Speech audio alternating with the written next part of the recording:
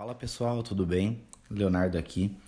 Hoje eu vou estar mostrando para vocês como fazer o consumo da API de cotação de moedas do Banco Central.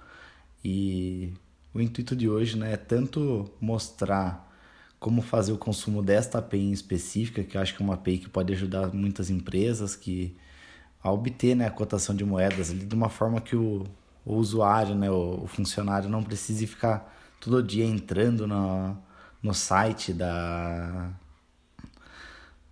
do Banco Central para coletar essas cotações, né? Essa API já retorna ali de forma automática depois dela ser parametrizada corretamente. E também mostrar um geral ali de como consumir APIs pelo UiPath. Então, sem mais delongas, bora pro vídeo. Bom, a gente começa aqui então criando o nosso projeto.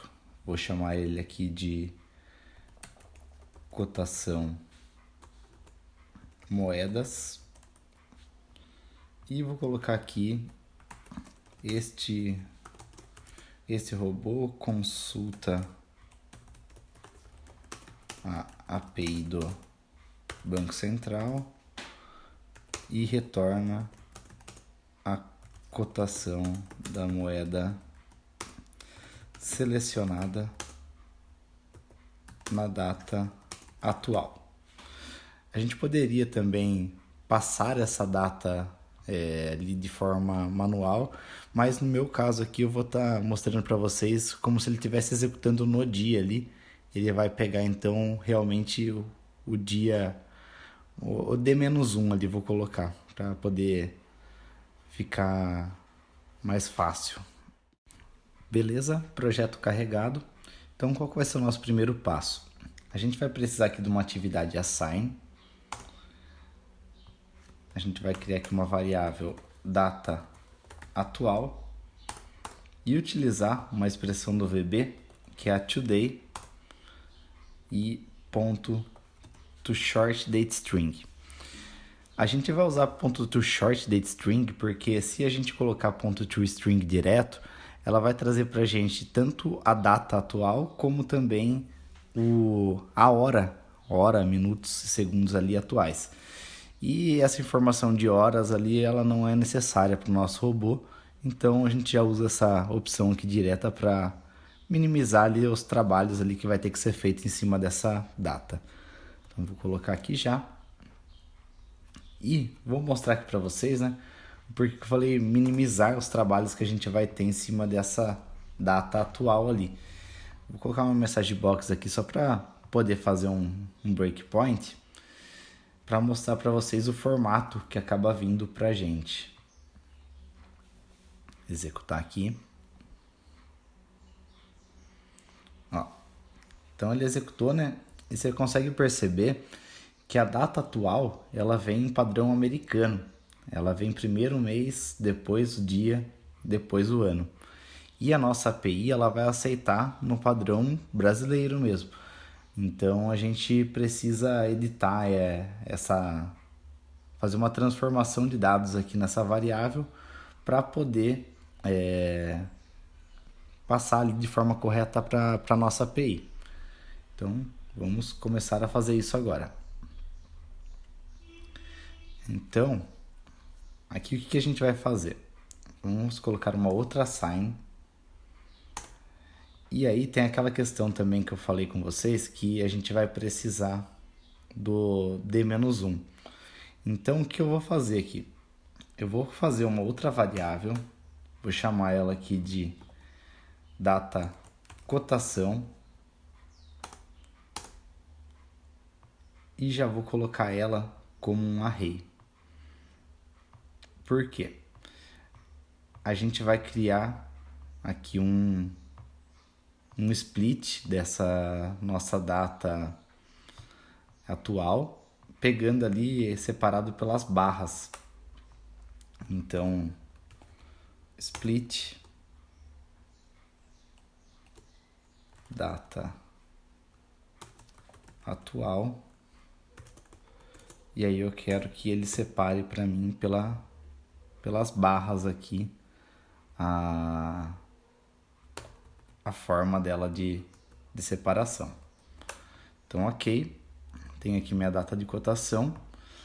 E aí, depois disso, eu também quero pegar aqui o meu dia, né, que eu falei que a gente usaria ali o D-1, e fazer uma subtração nele ali. Então, a data cotação aqui, eu vou criar, na verdade, uma outra variável agora, chamada dia cotação.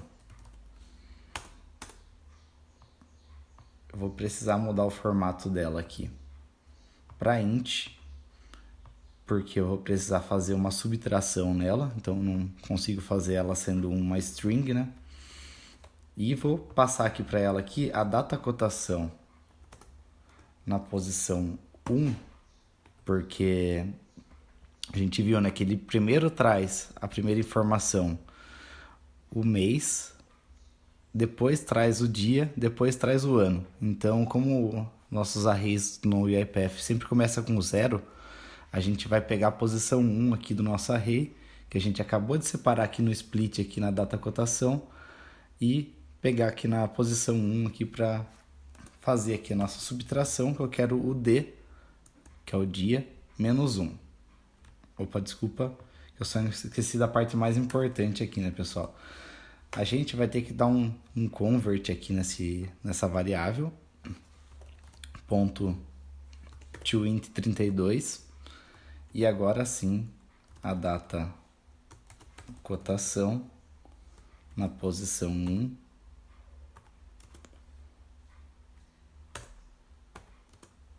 menos 1, que é o que eu preciso ali de dia ali. Então vou colocar aqui novamente aqui uma message box só para poder mostrar para vocês ali toda essa tratativa que a gente fez ali em cima da data. Vou colocar aqui um breakpoint,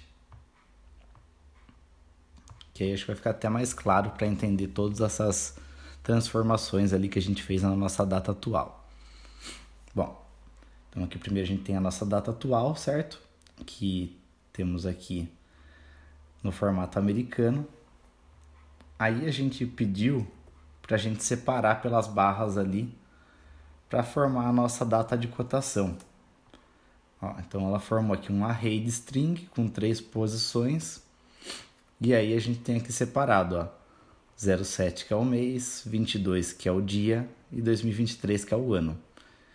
E aqui então, ó, no dia, que essa aqui seria a posição 1, você consegue perceber que a gente pegou o nosso dia de cotação menos 1, que a gente colocou aqui, né, para converter, né, ó, o dia atual menos 1, para então formar aqui dia 21, batendo certinho aqui, né? A gente tá no dia 22 e aí a gente vai passar para nossa API o dia 21. O porquê que é interessante sempre usar o D-1 ali.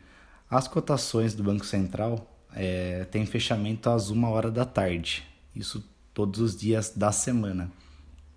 Então, por padrão ali, né, a gente sempre coloca para executar o robô ali no início do dia, para poder já ter a cotação ali, né, precisar de fazer alguma venda, alguma compra na parte da manhã. E aí a gente já vai ter uma cotação preenchida, que seria a cotação do dia anterior, para não ter que esperar até 1h da tarde para depois disso o robô executar e deixar atividades pendentes de execução ali até esse horário ali para sair a cotação da moeda, né? E outro ponto importante também é que sábado e domingo o Banco Central não emite cotações. Então é outro ponto também, que daí ao invés de ser o menos 1, né, você vai precisar fazer uma tratativa também, se você quiser preencher essas cotações no final de semana também, para pegar daí no caso, né, menos 2 se for num domingo, e menos 3 ali se for numa segunda-feira, né, pegando a cotação de sexta-feira no caso. Mas é isso, vamos continuar aqui.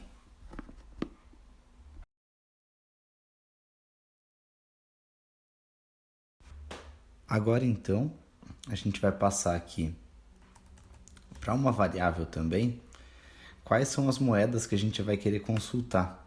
Então eu vou colocar aqui uma variável moeda, Vou transformar ela aqui, né, num string, num array de string. E colocar aqui como valor que a gente vai querer passar as moedas euro e dólar. Vou colocar só essas duas aqui a princípio para poder demonstrar ali, ficar rápido ali o entendimento e também por ser as duas mais utilizadas ali em todas as empresas. Agora vamos começar a chamar aqui nossa API. Eu vou colocar aqui um for each para pegar cada hora uma moeda aqui, né? Então a minha variável aqui vai ser a moeda. E vou colocar aqui dentro do body o escopo da minha chamada aqui da minha API. Então, para fazer a chamada da API, a gente precisa ter um pacote instalado aqui, que é o pacote aqui. Se a gente pesquisar por API aqui no UiPath, a gente vai ver aqui uipath.webapi.activities. É essa mesmo que a gente precisa instalar. Vou dar um install aqui, save.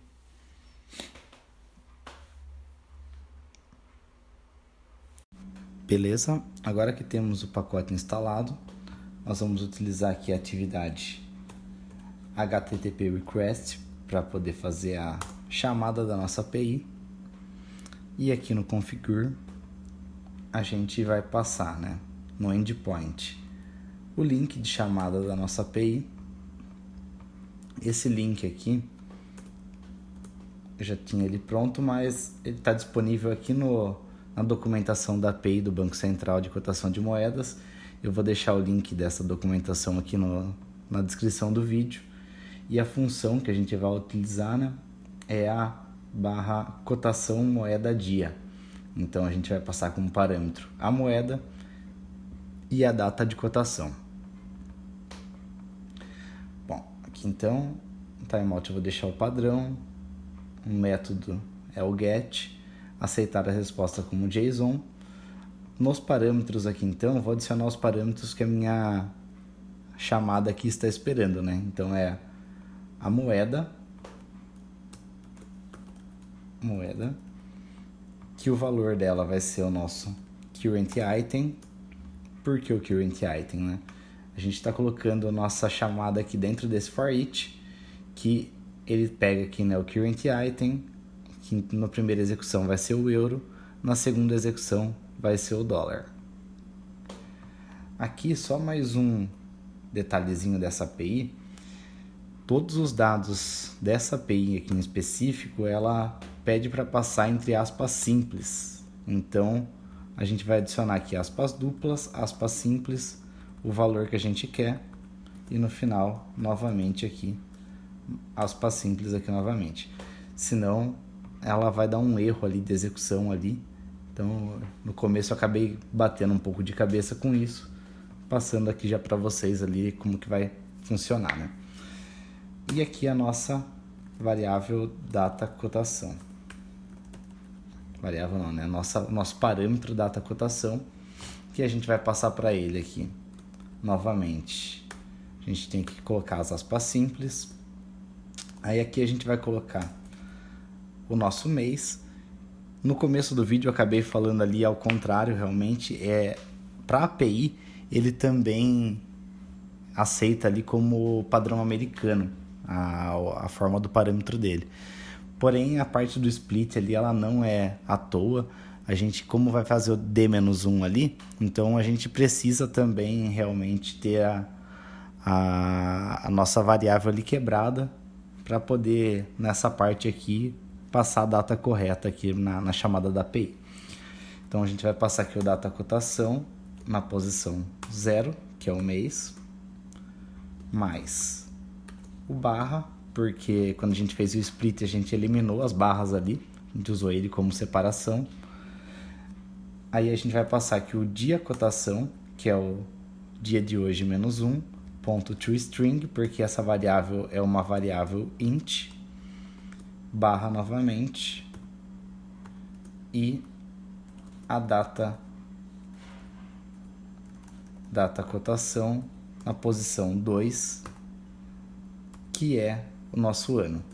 No final aqui a gente só fecha as aspas simples aqui. Ok? Então aqui temos os nossos parâmetros aqui para a chamada da API. A gente vai aqui então gerar uma variável para receber o retorno dessa API. Então aqui no response content, aqui nas properties, a gente vai criar aqui a variável. Vou colocar aqui retorno cotação. Ok? Então aqui eu vou colocar uma message box e fazer uma execução aqui para a gente poder pegar aqui o retorno da nossa API. Ok?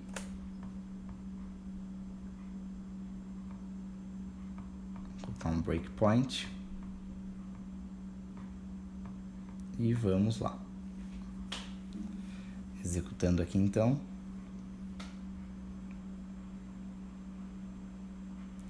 Beleza. Ó, então ele executou, trouxe aqui a nossa variável retorno cotação. E você vê que ela traz aqui, né, nesse formato aqui, todo junto aqui, de uma vez só.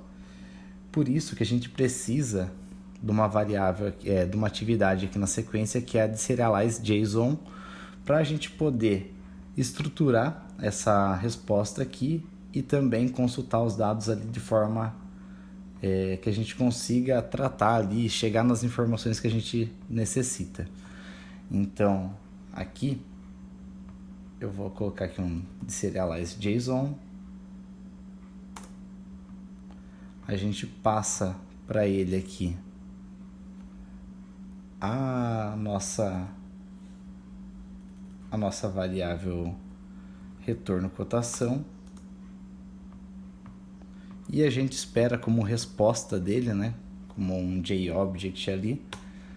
Vou colocar aqui como retorno cotação tratado.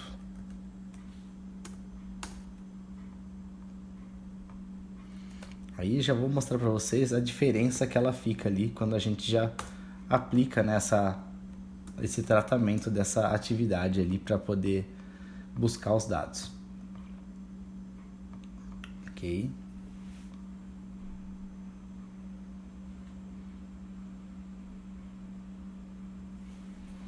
Então a gente tem a nossa retorno cotação, que ela vem aqui tudo dessa forma aqui, tudo junto. E a gente vai ter aqui agora o nosso retorno cotação tratado .toString, porque aí ela transformou numa variável JObject ali. Então a gente vê aqui, ó, agora ela já traz pra gente ela toda separada aqui. Então a gente tem o nosso value, que é o retorno da nossa API aqui, e cada um desses conchetes aqui, dessas chaves, é uma posição de retorno. Então esse primeiro aqui é a posição 0, aqui é a posição 1, aqui é a posição 2, posição 3 e posição 4. Como a gente vai pegar o fechamento da moeda, a gente vai precisar olhar para essa posição 4 aqui, ó, que é o fechamento PTAX. Aí, o que nós vamos fazer então para conseguir pegar essa informação? Vou montar aqui já, que daí depois a gente fica mais fácil para poder só jogar ele para dentro de uma variável. Ó, a gente vai pegar, vou copiar aqui já a cotação venda, que é a informação que eu vou precisar. Eu vou pegar o retorno cotação tratado. Eu vou querer dele aqui, a gente coloca aqui entre parênteses e aspas as tags que a gente vai querer. Então eu vou querer meu value. Aí aquelas posições que eu estava mostrando para vocês, a gente também coloca aqui. Então a gente viu, né, que a posição que eu queria pegar o meu valor é da posição 4. E aqui eu passo novamente a tag dentro de todas aquelas informações que a gente tem na posição 4 do nosso retorno. Eu quero a cotação venda. Então, cotação venda, tudo isso, ponto toString. E aqui ele já traz direto aqui a nossa cotação. Então, R$5,30,83 ali, né? Que vem em todas essas casas. Se a gente conferir aqui, né? Ó, então, value, que foi a primeira informação que a gente passou aqui das nossas tags. Aqui a gente está na posição 0, 1, 2, 3, até que enfim a posição 4. E aqui a gente passou novamente a tag, cotação venda, e o valor aqui batendo exatamente com o que foi solicitado ali, né? Então, o que a gente poderia fazer aqui? Poderia jogar um if aqui,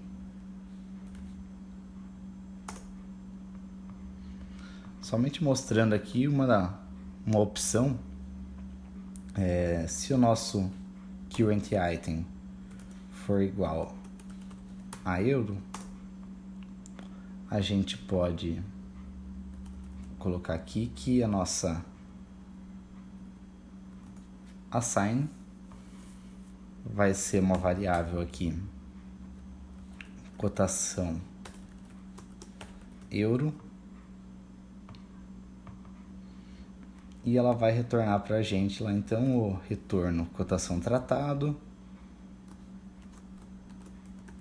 value, posição 4, cotação venda, ponto toString.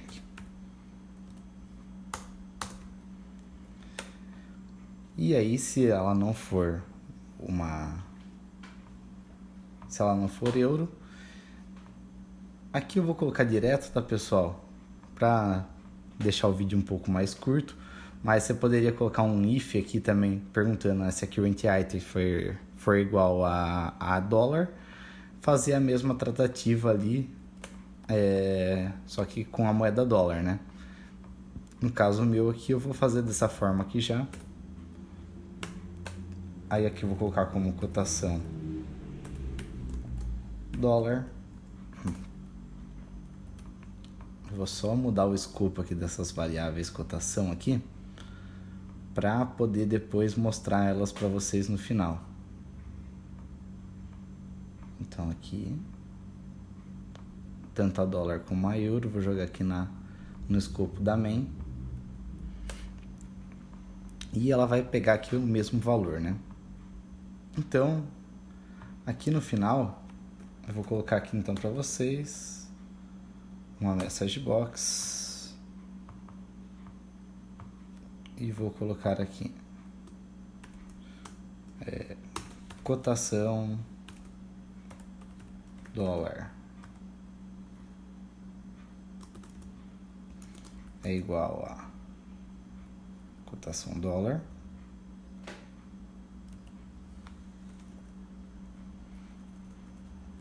Deixa eu ver que acho que eu não alterei o escopo aqui de forma correta. Realmente não, ele não tinha ido realmente para main. Agora sim. Cotação dólar, então, ela vai ser igual a cotação dólar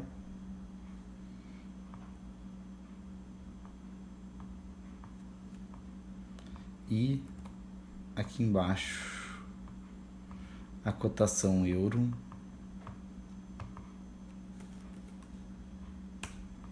vai ser igual a cotação euro. E dessa vez vamos executar aqui direto para chegar ali no final e ver se vai bater certinho. Executar.